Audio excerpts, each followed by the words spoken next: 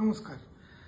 আজকে আমরা গাইনোকোলজিক্যাল ক্যান্সারের তৃতীয় পর্বে আজকে আমরা যেই ক্যান্সারটা নিয়ে আলোচনা করব সেটা হচ্ছে কার্সিনোমা এন্ডোমেট্রিয়াম অর্থাৎ জরায়ুর ক্যান্সার। প্রথমেই বলবো যে জরায়ু ক্যান্সার হয় নর্মালি পোস্ট মেনোপজাল অর্থাৎ মাসিক শেষ হয়ে যাওয়ার পর, normally after the age of 47, 48, 50s, mid 50s-এর ঘরে তখনই জরায়ুর ক্যান্সার দেখা যায়। কিভাবে এটা মোস্টলি প্রেজেন্ট করে হচ্ছে মাসিকের রাস্তা দিয়ে ব্লিডিং এবং তলপেটে ব্যথা। মোস্টলি যেটা আমরা মূলত পাই সেটা হচ্ছে যে মাসিকের রাস্তা দিয়ে একটা এক্সেসিভ ব্লিডিং। এবং কি কি রিস্ক ফ্যাক্টর আছে যেই কারণে এই জরায়ুর ক্যান্সার হতে পারে।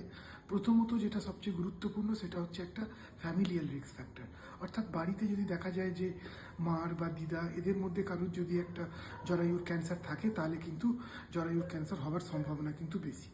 এবং জরায়ুর ক্যান্সার ছাড়াও যদি অনেক সময় কোলন ক্যান্সার থাকে, যেটাকে আমরা বলি লিঞ্চ সিনড্রোম, তাহলেও কিন্তু জরায়ু ক্যান্সার হওয়ার সম্ভাবনা কিন্তু থাকে সবসময় বেশি। আরেকটা যেই কারণে আজকাল আমরা জরায়ু ক্যান্সার একটু বেশি পাচ্ছি সেটা হচ্ছে আমাদের লাইফস্টাইল বলতে আমাদের এই পাশ্চাত্য ওয়েস্টার্ন লাইফস্টাইল, আমাদের খাওয়া দাওয়া, আমাদের ফুড হ্যাবিটস, আমাদের ফাস্ট ফুড এবং ল্যাক অফ এক্সারসাইজ। তার মধ্যে আরেকটা গুরুত্বপূর্ণ যেটা হচ্ছে ওবিসিটি, অর্থাৎ এই ফাস্ট ফুড খেয়ে যে আমাদের ওয়েট গেইন করা, এগুলো সবই কিন্তু এন্ডোমেট্রিয়াল ক্যান্সার অর্থাৎ জরায়ুর ক্যান্সার কিন্তু কারণ হয়ে দাঁড়াতে পারে। আরেকটা কারণ যেটা নর্মালি ব্রেস্ট ক্যান্সারের পেশেন্টের ক্ষেত্রে একটু তাদের সচেতন থাকতে হয়, সেটা হচ্ছে যাদের ব্রেস্ট ক্যান্সার ট্রিটমেন্টের পরে ট্যামক্সিফেন বলে একটা হরমোনের ট্যাবলেট অনেক দিন ধরে চলছে, সেই ট্যাবলেট যদি চলাকালীন যদি এরকম দেখা যায় যে মাসিকের রাস্তা দিয়ে অ্যাবনর্মাল ব্লিডিং হচ্ছে, তাহলে কিন্তু অবশ্যই কোনো ক্যান্সার সার্জনের পরামর্শ নেওয়া উচিত, কেন কি ওই ট্যামক্সিফেন ইনডিউসড জরায়ুর ক্যান্সারও কিন্তু হতে পারে।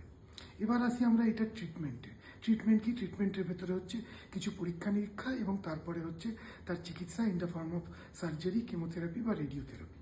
প্রথমে হচ্ছে যে রোগটাকে নির্ধারণ কী করে করব। রোগটাকে নির্ধারণ করার জন্য আমাদের একটা বায়োপসি করতে লাগে, যেটা ইউজুয়ালি একটা সামান্য ডে কেয়ার প্রসিডিওর। আমরা ওই ভেতরে যে টিউমার ছিল সেখান থেকে একটা ছোট্ট মাংস কেটে এবং তারপরে তার পরীক্ষা করা। সেকেন্ড যেটা হচ্ছে স্টেজিং মানে হচ্ছে দেখা যে রোগটা যেটা জরায়ুতে আছে ওটা কি জরায়ুর ভেতরেই সীমিত আছে নাকি রোগটা অন্য জায়গায় ছড়িয়ে গেছে। এখানে একটা কথা বলা খুব গুরুত্বপূর্ণ, সেটা হচ্ছে যে যেমন সিটি স্ক্যান এবং অনেক ক্ষেত্রে পেট স্ক্যান করে আমরা অন্য ক্যান্সারের ক্ষেত্রে বুঝতে পারি যে রোগটা কতদূর ছড়িয়েছে, জরায়ুর ক্যান্সারের ক্ষেত্রে কিন্তু সিটি স্ক্যানের সাথে সাথে সার্জারি করে বিভিন্ন অংশে আমরা পেটের গ্ল্যান্ড এবং পেটের চর্বি এগুলো বাদ দিয়ে তবেই আমরা বুঝতে পারবো যে অ্যাকচুয়ালি রোগটা কতদূর ছড়িয়ে আছে। এবং এই জরায়ুর ক্যান্সারে যেমন পরীক্ষা নিরীক্ষার ভেতরে যেমন স্ক্যান দরকার, তেমন কিন্তু স্টেজিংয়ের ভেতরে সার্জারিও একটা খুব গুরুত্বপূর্ণ অংশ, অর্থাৎ মেন অপারেশনের সাথে কিন্তু স্টেজিংটাও কিন্তু জরায়ুর ক্যান্সারের ক্ষেত্রে সার্জিক্যাল। এবার আমাদের নেক্সট যেটা হচ্ছে ট্রিটমেন্ট। জরায়ুর ক্যান্সারের মূলত ট্রিটমেন্ট হচ্ছে সার্জারি। কি সার্জারি?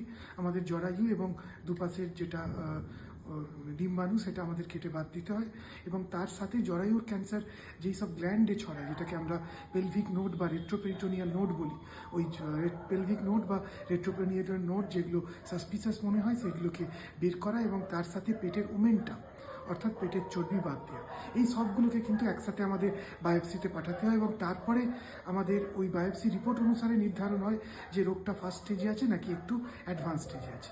যদি রোগটা ইউজুয়ালি ফার্স্ট স্টেজে থাকে তাহলে কিন্তু তার কোনো চিকিৎসা লাগে না, কিন্তু যদি রোগটা থার্ড স্টেজে থাকে তাহলে কিন্তু সার্জারির পরেও কেমোথেরাপি লাগতে পারে।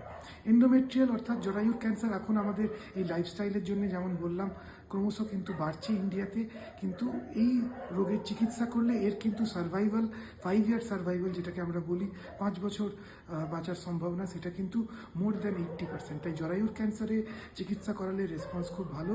আপনাদের যদি এরকম কোনো সিমটমস হয়ে থাকে আপনারা যে কোনো নিকটবর্তী ক্যান্সার সার্জনের সাথে যোগাযোগ করুন। সুস্থ থাকুন, সচেতন থাকুন। নমস্কার।